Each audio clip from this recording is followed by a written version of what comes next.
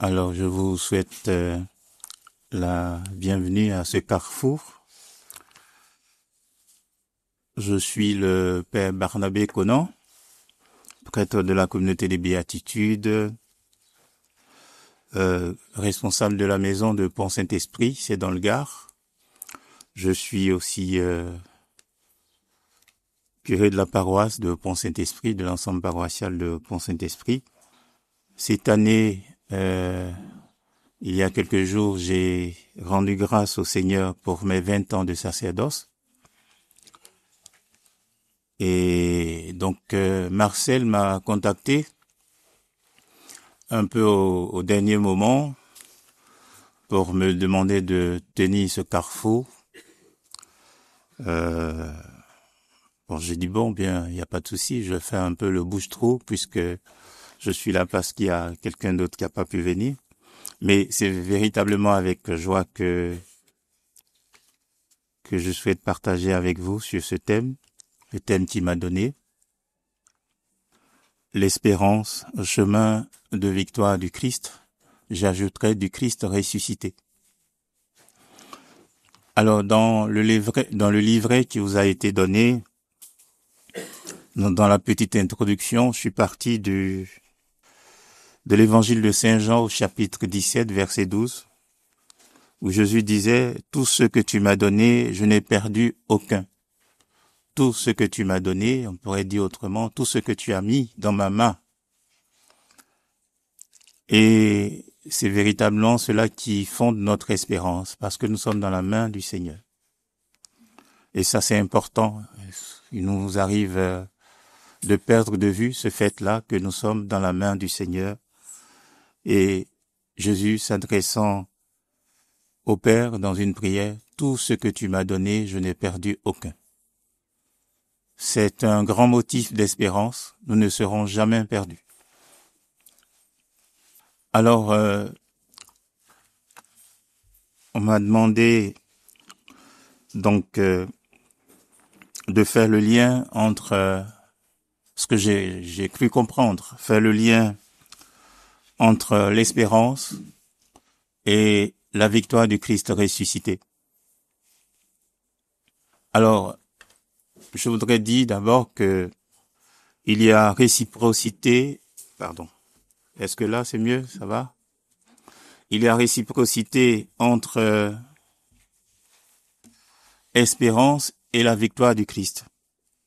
Parce que l'espérance permet aux chrétiens de garder le regard tourné vers le Christ, qui est notre salut. Je tourne le regard vers Dieu, de qui vient mon salut, le psaume 121.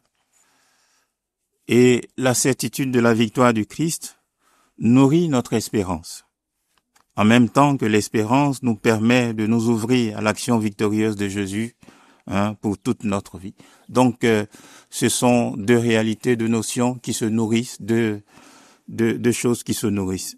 Alors, je souhaite axer cet échange sur ce lien qu'il faut comprendre, qu'il faut cultiver.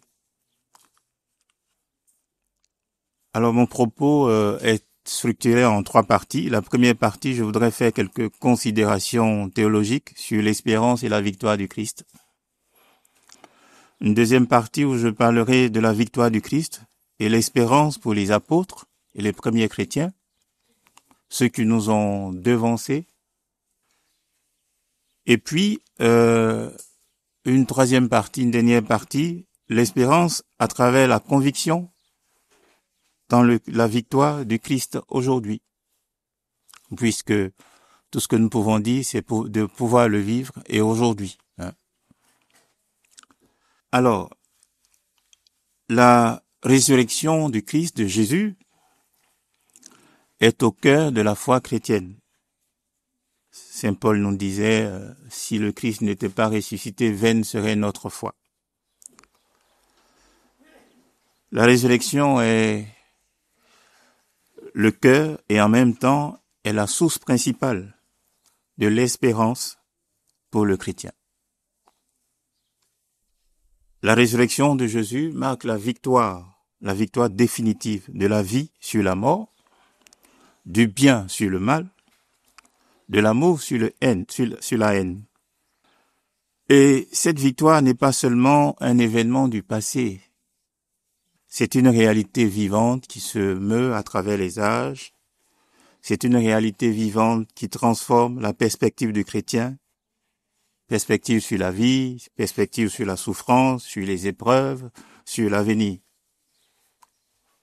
Autrement dit, la résurrection du Christ transforme notre vision sur la vie. La résurrection du Christ transforme notre vécu même de la souffrance, de l'épreuve. Et la résurrection du Christ nous projette dans l'avenir. La vie éternelle, il est passé par là pour que nous aussi nous ayons accès à la vie nouvelle. Et puis, cette résurrection du Christ, elle a cette capacité de transcender le temps, c'est-à-dire qu'on est ici à Lourdes, Marie est présentée ici lorsque le curé demande à Bernadette, mais il faut demander à la dame quel est son nom, comment est-ce qu'elle s'appelle. Elle dit, Marie se présente en disant, je suis l'Immaculée Conception. Je ne sais pas répéter dans le dialecte, même si c'est écrit un peu partout, mais en substance, Marie lui dit, je suis l'Immaculée Conception. J'ai été conçue sans péché. Vous comprenez? Et le Concile Vatican II nous dit que, en fait, l'Immaculée Conception de Marie, c'est le fruit de l'événement pascal. C'est-à-dire la mort, la résurrection de Jésus, le sacrifice de Jésus sur le pied de la croix, sur la croix à Golgotha. Eh bien, la puissance de ce sacrifice, eh bien, va agir en amont pour pouvoir agir sur Marie à sa conception. Et puis, il y a un grand saint, Saint Éphrem, qui va encore plus loin. Il dit que la mort de Jésus sur la croix va libérer Adam et Ève. Vous voyez que c'est pas juste un événement qui s'est passé il y a 2000 ans et qui reste cantonné là-bas. Cet événement a la possibilité de remonter le temps pour exercer sa puissance, comme à descendre dans le temps jusqu'à nous. Donc c'est un événement vivant, c'est un événement agissant, transcendant les époques et jusqu'à nous. Alors, le pape François, dans son dernier discours,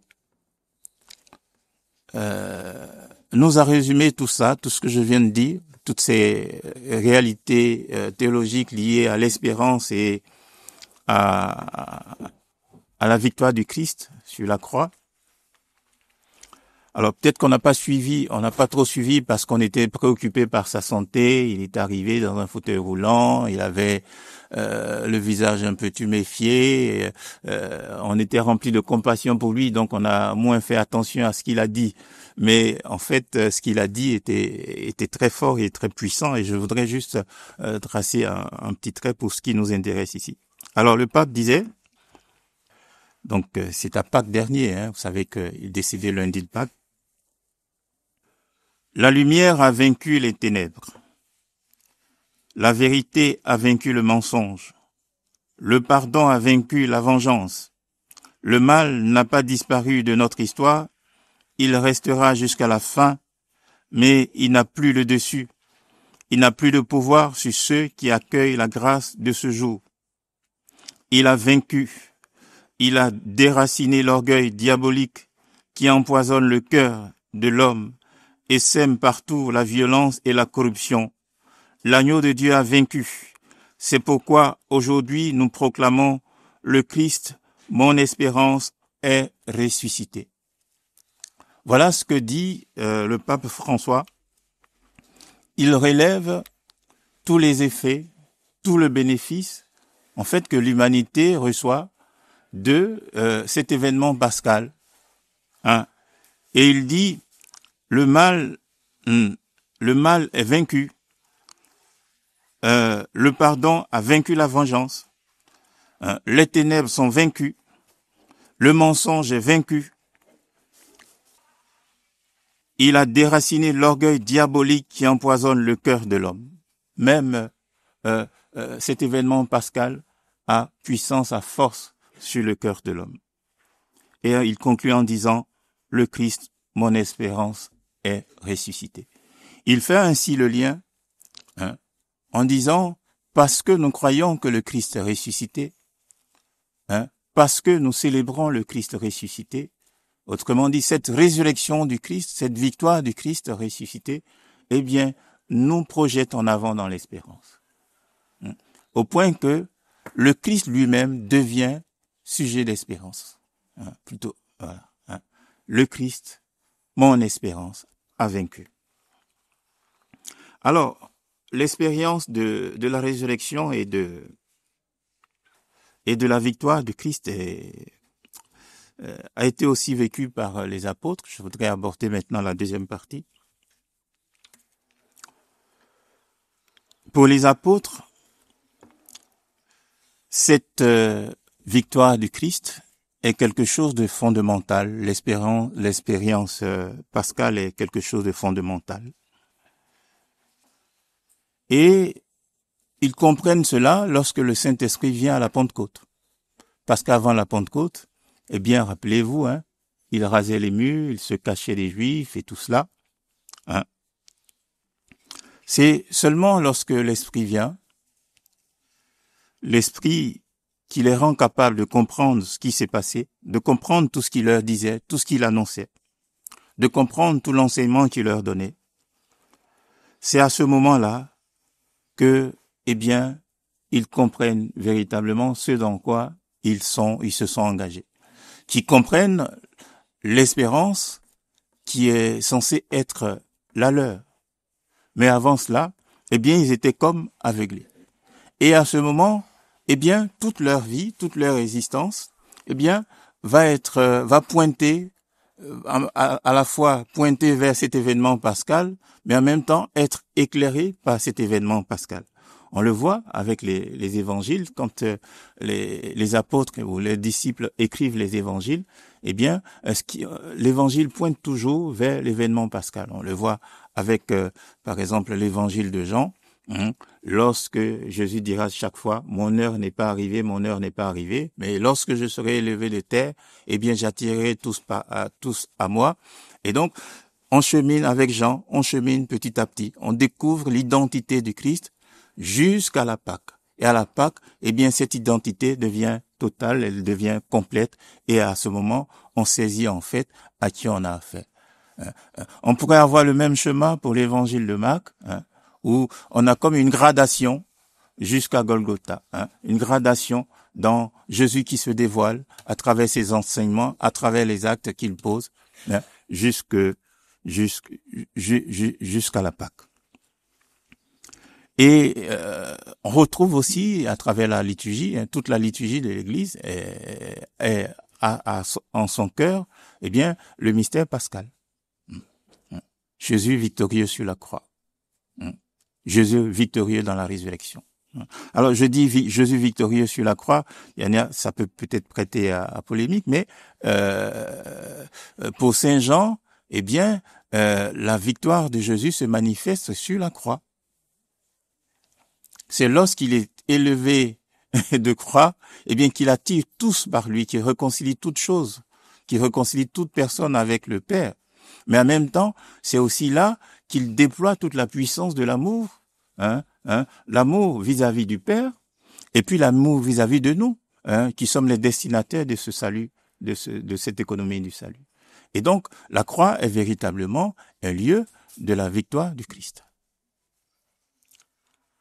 Donc, désormais, toute la vie d'Église est illuminée par le mystère pascal.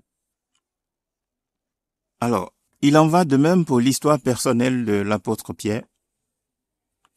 L'apôtre Pierre que j'aime beaucoup parce que je trouve qu'il est comme nous, quoi. Voilà.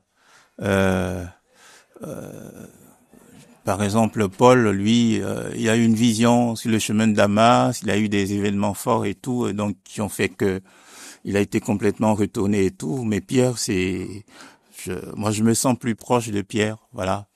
Vous voyez dans les évangiles, il suit, il est gauche, il est de bonne foi, il prend des engagements, mais en même temps, bon, je me sens un peu comme ça. Après une retraite, je suis gonflé à bloc, et puis après quelques semaines, ce n'est plus le même feu. Il faut voilà un feu à entretenir, et puis il a la main sur le cœur quand il pense quelque chose, il le dit. Bon, voilà, ça marche pas toujours, mais voilà, il est. Bon, je m'identifie un peu à lui, pas parce il est numéro un, mais parce que bon, c'est vraiment, il est très humain. Hein, il se trompe, on le corrige, Jésus l'engueule, et puis bon, la seule fois où il dit quelque chose de sympa, de bien, c'est quand il dit à Jésus, tu es le Christ, tu es le Messie et tout ça, et Jésus lui dit, mais ça ne vient pas de toi. Voilà, c'est bon, donc voilà, c'est donc voilà. Alors ce Pierre, il quitte tout. On parle de sa belle-mère, donc il était marié. Il était pêcheur au bord du lac de Galilée, un petit village au bord du lac de Galilée. Et puis, il est séduit par Jésus qui lui dit, suis-moi. Alors, il s'en va, quoi. Et puis, je vous passe les événements de quand le maître dit, je vais aller mourir à Jérusalem, et qu'il intervient et tout. Mais bon. Et puis, au dernier moment, il prend peur. Il prend peur, il dit, je ne le connais pas. Bon. Il m'arrive aussi de vouloir être un peu discret, voilà, de ne pas mettre mon habit ou de ne pas mettre ma croix et de vouloir raser un peu le mur pour qu'on me reconnaisse pas comme, voilà, ça arrive, voilà. Ma façon à moi de dire, mais je ne le connais pas ou bien je suis pas avec lui, comme Pierre lorsqu'on prend Jésus. Et puis, Jésus ressuscité se présente à eux, à lui et à ses compagnons, et puis il les envoie à travers le monde. Ça se passe tant bien que mal, et puis ça finit à Rome, où il est crucifié. Il est crucifié, la tête en bas. Et quand on regarde cette histoire, à la façon purement humaine, on se dit c'est un échec quand même. T'as tout abandonné, tu as abandonné femme, peut-être enfant, tu as suivi le maître, et qui vous envoie ensuite, et puis ça finit comme ça, crucifié comme le maître. Une espèce d'échec. Humainement, hein, c'est un échec. L'historien, le pur historien dirait, bon, voilà, ça a mal fini son histoire. Mais en réalité, ce n'est pas un échec. Hein. Il faut un regard de foi. Il faut regarder l'histoire des hommes dans la foi. Il faut ce regard d'espérance que nous donne le Saint-Esprit pour pouvoir comprendre ce qui se passe, pour pouvoir comprendre notre histoire. Parce que des fois, nous avons une mauvaise interprétation de nous-mêmes, nous avons une mauvaise interprétation de l'histoire, parce que, eh bien, il nous manque cette dimension de la foi. On analyse, si l'historien, purement l'historien regarde l'évangile, eh bien, il va pas y trouver grand-chose. Mais si l'homme de foi, la femme de foi, eh bien, se met à regarder l'évangile, eh bien, il va y trouver un trésor. Et donc, cette histoire de Pierre, qui est en apparence un échec, l'homme de foi, eh bien, il va se rendre compte que c'est une sémence de vie. Et la preuve, allez à cet endroit-là, vous trouvez une grande basilique avec des milliers de gens qui viennent prier aujourd'hui. C'est ce regard de foi dont il s'agit. Et c'est ce regard de foi, eh bien, qui nous fait plonger dans l'espérance. Et ce regard de foi, il permet de comprendre l'incursion de Dieu dans notre histoire humaine. Sinon, on ne voit pas Dieu passer. On ne voit pas Dieu à l'œuvre, on ne voit pas le Seigneur agir. On pense que bien tout va mal, tout est. J'ai une paroissienne à Pont qui est venue me voir en disant, Père, je déteste les gens. Je sens que je me sens pas bien parce que je commence à détester les gens. J'ai dit pourquoi, mais bon, dans la discussion, je me rends compte qu'elle est tout le temps devant sa télé. Donc je lui ai dit, mais coupez votre télé. Arrêtez votre télé. Hein? Arrêtez votre télé, prenez votre Bible, allez devant le Saint-Sacrement, allez prier un tout petit peu, pas beaucoup, mais un tout petit peu. Parce que vous ne pouvez pas grandir dans l'espérance si vous avez un regard purement humain, si vous avez ce regard de manipulation que nous donnent les médias et ainsi de suite. C'est un autre domaine, c'est une autre façon de voir la vie, c'est une autre façon d'interpréter notre histoire. Donc, ce regard de foi et d'espérance qui est en fait une ouverture à Dieu, une ouverture au plan de Dieu qui est en train d'agir dans notre histoire, qui est en train d'agir dans notre vie. Ce regard qui permet de faire le lien, faire le lien entre un Dieu vivant, un Dieu présent, un Dieu agissant et le réel qui se déploie sous nos yeux. C'est ça notre espérance. Saisir cette présence de Dieu agissante qui nous accompagne dans notre histoire. Alors, je voulais quand même lever un petit équivoque qui pourrait subsister, que souvent on nous reproche, nous, en tant que chrétiens. Alors, quand je parle de victoire du Christ, alors je ne parle pas de triomphalisme chrétien, on est les plus beaux, on est les plus forts, on est les plus intelligents. Ce n'est pas de cela que je parle.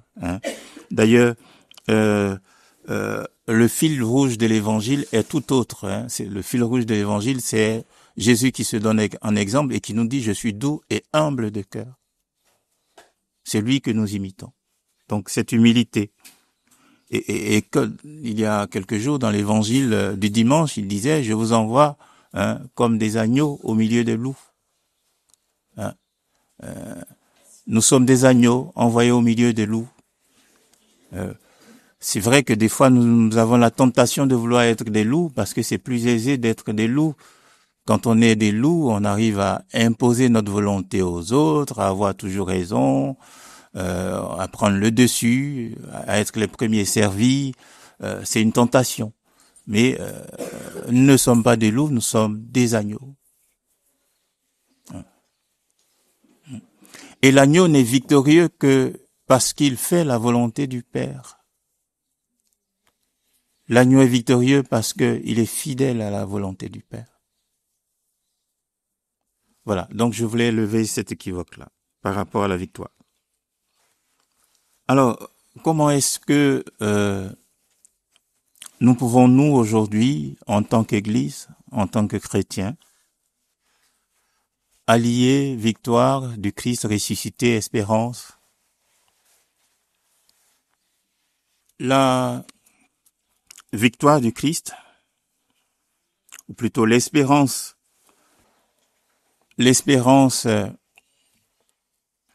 va nourrir la victoire de Jésus, va nourrir plutôt notre conviction à la victoire de Jésus, qui nous aide à nous attaquer au péché. L'espérance du Christ ressuscité, l'espérance dans le Christ ressuscité, nous pousse, nous entraîne, nous permet de lutter sur le péché. Alors, je vais prendre l'exemple d'une sainte que nous connaissons beaucoup, Thérèse de l'Enfant Jésus. Alors, c'est l'évêque Guy Gaucher qui, en 97, fin août 97, nous prêchait une retraite en tant que séminariste et qui nous racontait cette histoire. On a soumis une des premières lettres de Thérèse de l'Enfant Jésus à un graphologue, à la science d'un graphologue. Alors, un graphologue, c'est un spécialiste qui étudie l'écriture. Il est sollicité aujourd'hui, par exemple, par des entreprises.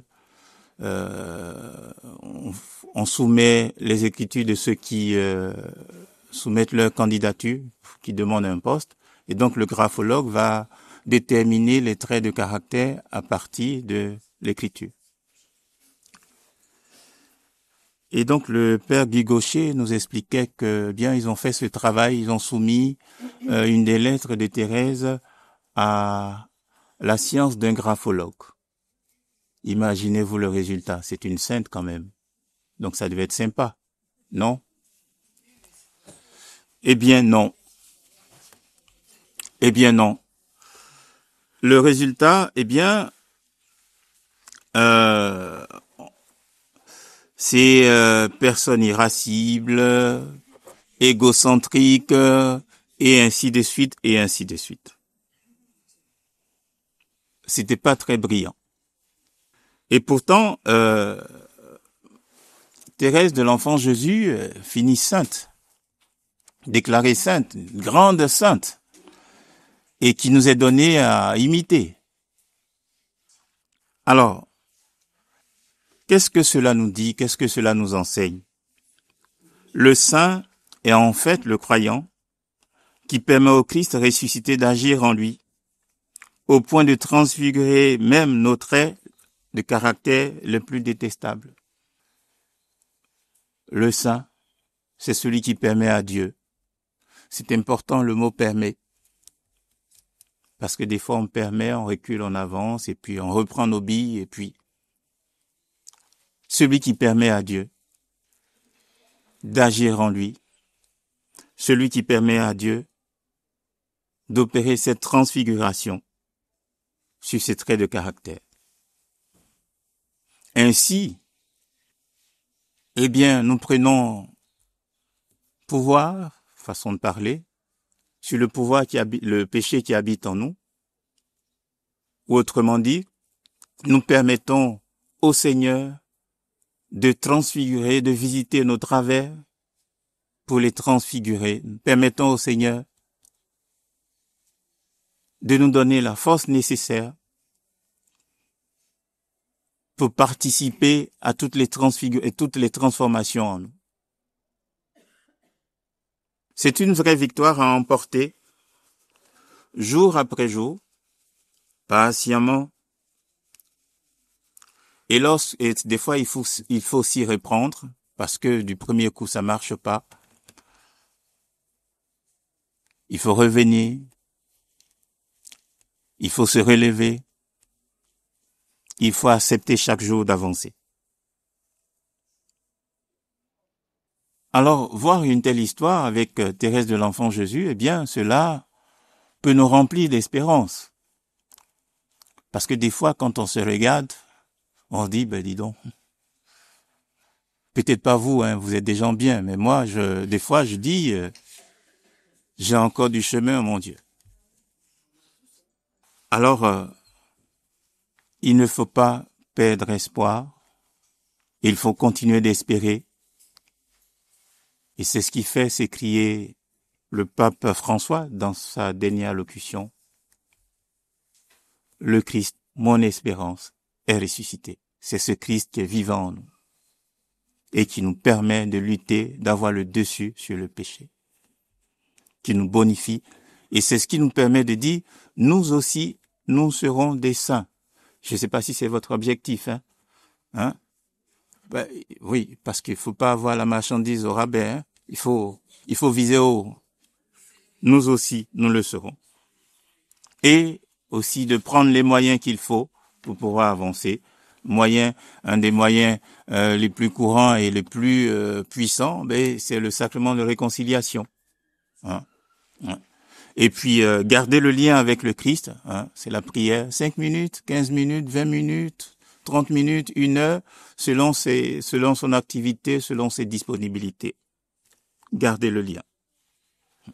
Et puis, le lien à la parole de Dieu, hein, à laquelle nous nous confrontons. Nous nous confrontons, c'est-à-dire, nous laissons cette parole nous interroger quand elle doit nous interroger, nous réconforter quand elle doit nous réconforter, nous bousculer quand elle doit nous bousculer, nous faire peur quand elle doit nous faire peur. Confrontation à la parole de Dieu, à travers la fréquentation. Alors, la victoire du Christ nourrit notre espérance vis-à-vis du mal. Tout à l'heure, c'était le mal en nous. Je vais identifier le mal en dehors de nous, mais dont nous sommes aussi acteurs. Dans un premier temps, il est demandé aux croyants de rejeter le mal. Et ce choix, eh bien, il le renouvelle chaque jour.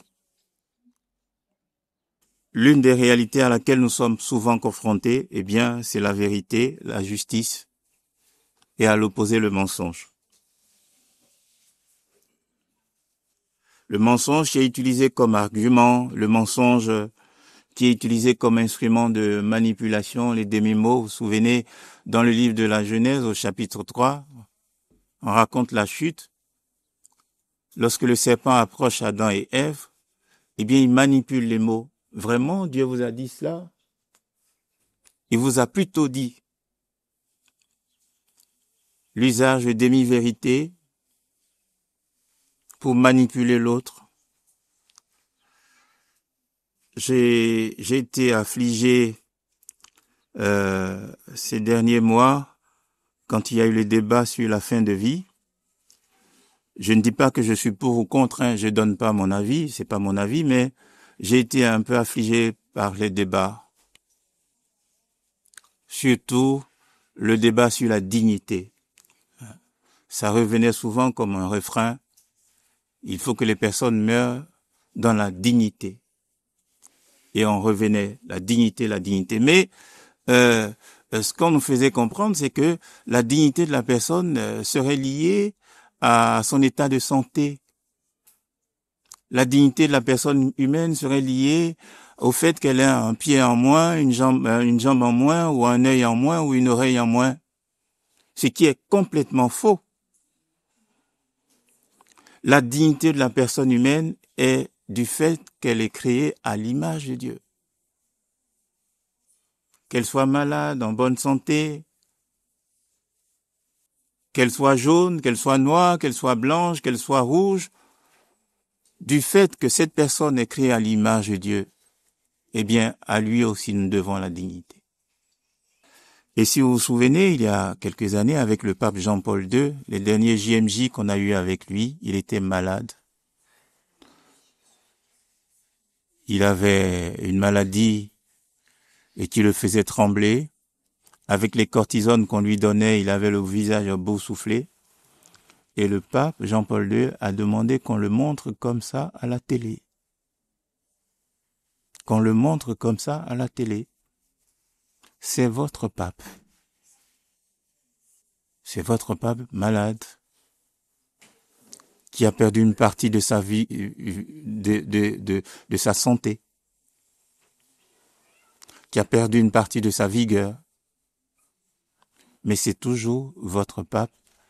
Et ce pape malade continue d'être avec vous, continue d'être avec les jeunes et continue d'attirer 1 million de jeunes à une veillée. Avait-il perdu sa dignité à ce moment-là? Vous voyez, il faut qu'on fasse attention aux débats, aux gens censés être intelligents, qui forment notre opinion à la télé. Attention aux mensonges. Thomas d'Aquin disait que dire la vérité à quelqu'un est un acte de charité. Mais là où on tue la vérité, on finit par tuer la justice. On finit par tuer l'espérance dans la personne humaine. Et on crée des frustrations. Cela finit en violence, en guerre, comme moyen d'expression. Attention aux manipulations. Cette année à Pentecôte, on a eu les premières communions sur ma paroisse à Pont-Saint-Esprit. L'église était bondée de monde. Les gens qui ont l'habitude de venir, ceux qui n'ont pas l'habitude de venir, les chrétiens pratiquants, non pratiquants, observants, sympathisants, je ne sais pas comment ils font, mais bon, c'est comme ça. Donc des fois, il y a des gens qui se présentent qui disent, moi je suis pas chrétien pratiquant, je suis chrétien sympathisant. Bon, on dirait un club de foot. Donc, la lecture, je pense que c'était la deuxième lecture de ce dimanche, elle décrivait la scène de Pentecôte avec la première prédication de Pierre. Et puis, dedans, on présente la scène de prédication. Pierre va faire sa première prédication et on cite tous les peuples présents. Les Crétois, les gens de Rome, de Pamphylie, et puis on finit avec les Arabes. Alors dans l'évangile, je parle d'ouverture, je parle aux gens qui ont fait leur première communion, et je parle d'ouverture, et je dis, regardez, c'est écrit, les Arabes, ils étaient là aussi. Et donc, voilà, je dis, c'est écrit. Et puis, une semaine plus tard, il y a un parent qui vient me voir et me dit, Père Barnabé, vous faites de la provoque, vous, hein? Vous avez osé dire que oui, les Arabes étaient en première ligne. Ça, c'était au moment où, il y a, je crois, 2 ou 3 semaines, il y avait une polémique là sur les Arabes en France et tout ça. Donc, vous faites de la provoque et tout. Et tout. J'ai dit, mais non, non, c'était écrit. Je l'ai dit, ils n'ont pas cité de Gaulois, mais ils ont cité les Arabes. Que c'est. Et en général, j'essaie de rester proche à la parole de Dieu pour ne pas me faire, parce que on est dans un pays difficile. Donc c'est. Et là, j'ai dit, vous voyez, c'est écrit. Donc, eux aussi, eh bien, ils ont droit à l'évangile parce que ils étaient aux premières loges à Pentecôte. C'est là que tout a commencé, non? Ah oui, là, ils étaient là. Ils ont droit à l'évangile. Et donc, je lui dis, vous savez, l'année dernière, eh bien, on a fait la confirmation d'un arabe intellectuel arabe. Et cette année, on a eu là le baptême des adultes à Pâques. Eh bien, il y avait une arabe parmi, et à la confirmation, il y avait une arabe. Bon. Et là, le pauvre. Fou. Qu'est-ce qu'on se marre des fois, hein? Et aucune société vraiment humaine ne se construit dans la haine, dans la détestation, non, aucune société vraiment humaine. Et c'est ça la Pentecôte. Vous voyez, c'est Saint Augustin qui fait le lien entre Babel et Pentecôte. Babel, c'est la division, c'est l'anti-évangile, c'est l'anti-Dieu. Et Pentecôte, c'est Dieu qui reconnaît chaque personne présente comme fils et fille. Et c'est ça notre espérance. Notre espérance n'est pas de diviser les enfants de Dieu. Et c'est parce que notre monde ne va pas dans ce sens, ne croit pas en cette espérance que tout le monde se tape dessus, tout le monde se fait la guerre, on se fait des stratégies pour se faire la guerre. On est partenaire aujourd'hui, demain on n'est plus partenaire, on est ennemi, on se diabolise. On ne peut pas construire un monde comme ça. Ce n'est pas un monde qui est habité par l'espérance du Christ. C'est pas ça le chemin que nous avons choisi. C'est pas ça l'évangile. Et donc,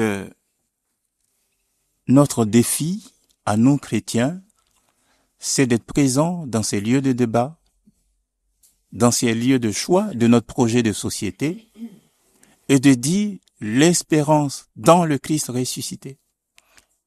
Et ce que cela implique.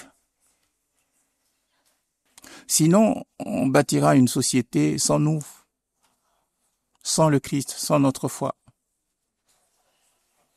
Nous devons avoir cette force que vous voyez, c'était presque le dernier souffle du pape François. Le Christ, mon espérance, est ressuscité. Quelques heures plus tard, il s'est éteint. C'est notre héritage, ça. Et c'est ce que nous avons à transmettre au monde. Et c'est le fil rouge de notre histoire, c'est le fil rouge de notre existence, de notre projet de société. Je voudrais vous parler d'un point particulier. Notre espérance est fondée dans la victoire sur le mal comme réalité spirituelle. Là, je venais de parler du mal comme réalité sociale. Voilà.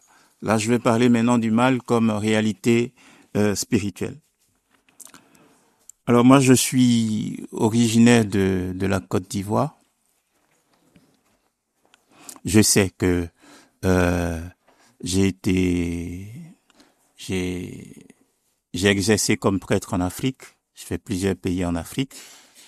Et puis, j'ai exercé comme prêtre ici. J'ai fait mes études en Suisse. Donc, j'ai plusieurs approches. Alors, souvent, on essaie de caricaturer en disant, en Afrique, on voit le mal à tous les carrefours. On voit Satan à tous les carrefours, les esprits à tous les carrefours. En Europe, eh bien, il n'existe pas. Donc, il y a un équilibre à établir. Alors, il existe le mal. Et moi, j'ai été élevé dans une culture où on sait ce que c'est que le mal, le monde des esprits. C'est vrai, mes parents étaient chrétiens et tout, mais bon, avec tout ce qui se racontait aussi, on savait que, on redoutait les forces du mal. Et puis, j'ai fait mon chemin de foi, je suis prêtre, tout. Et puis, il m'arrivait d'aller, donc, je suis originaire du pays baoulé, c'est les grandes savanes au centre de la Côte d'Ivoire. On a une belle basilique, hein, mais on a aussi encore les bois sacrés et tout ça. Donc, voilà. On pratique pas les deux, mais chacun dans son camp, quoi. Voilà. Et puis, les chrétiens redoutent énormément ceux qui vont dans les bois sacrés.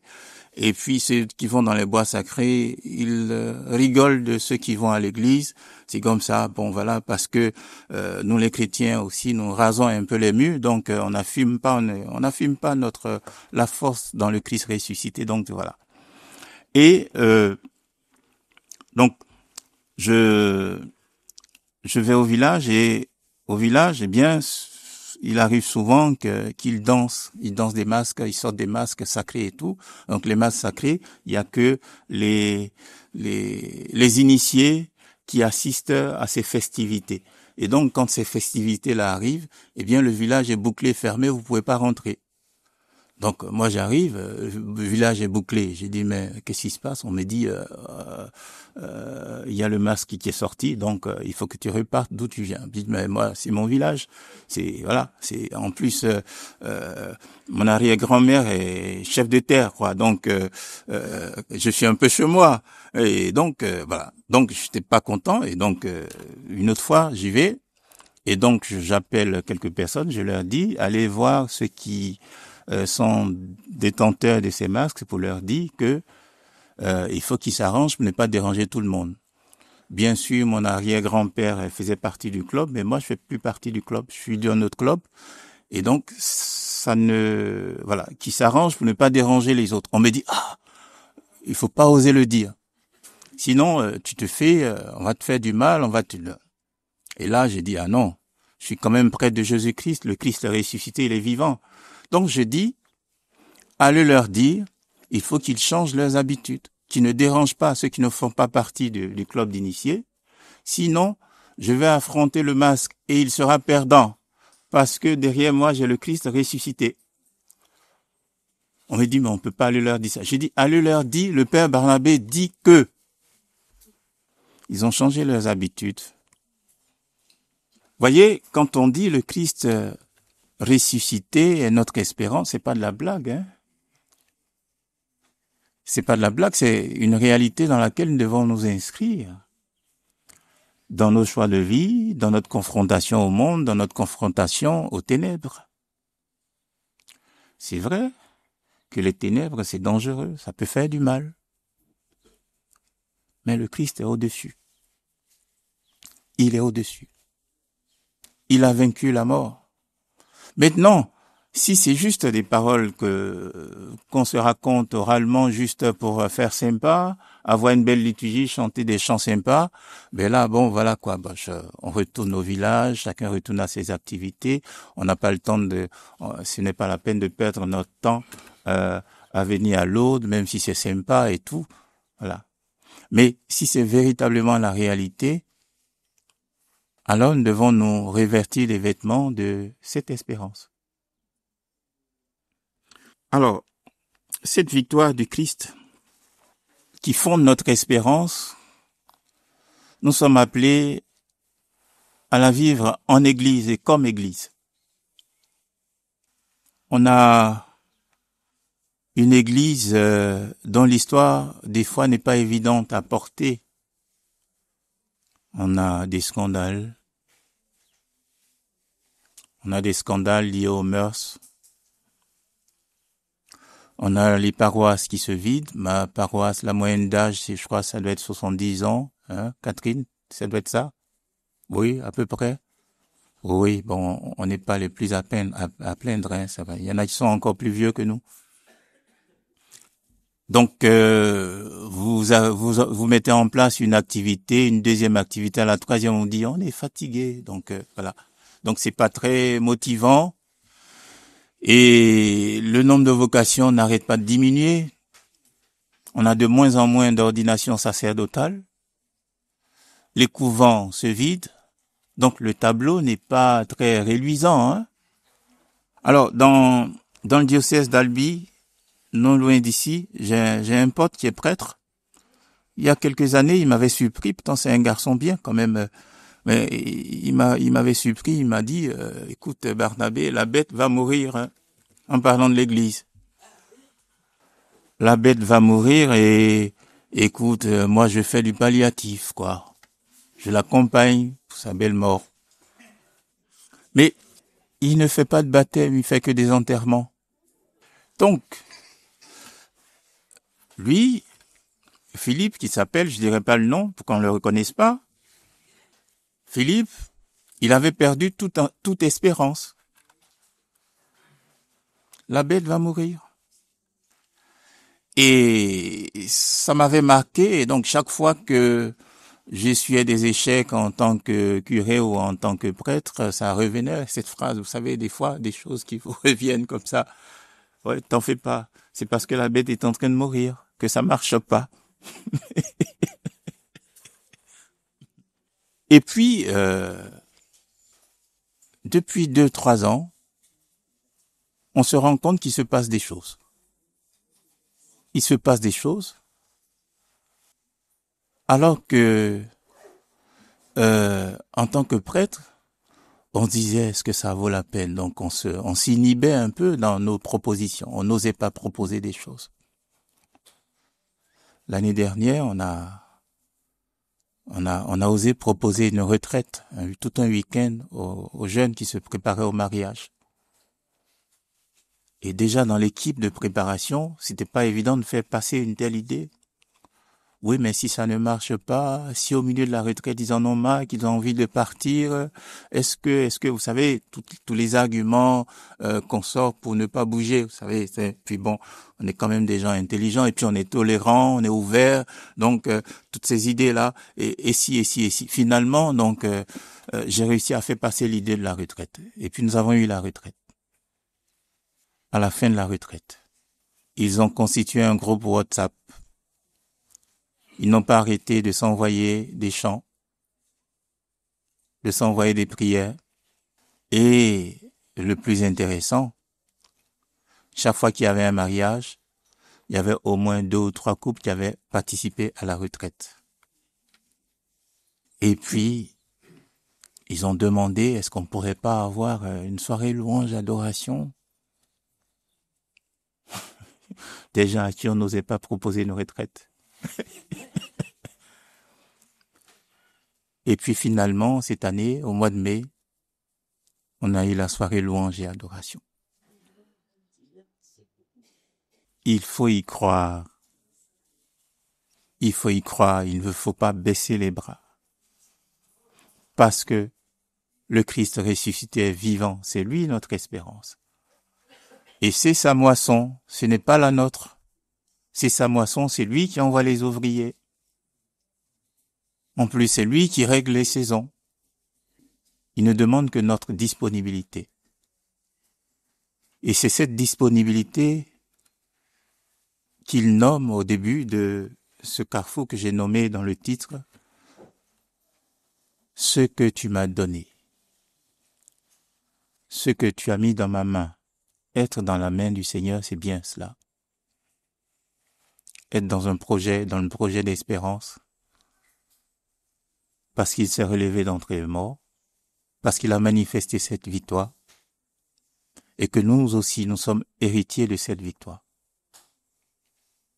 Voilà ce lien que je souhaitais faire entre la victoire du Christ et l'espérance qui est la nôtre comme chrétiens.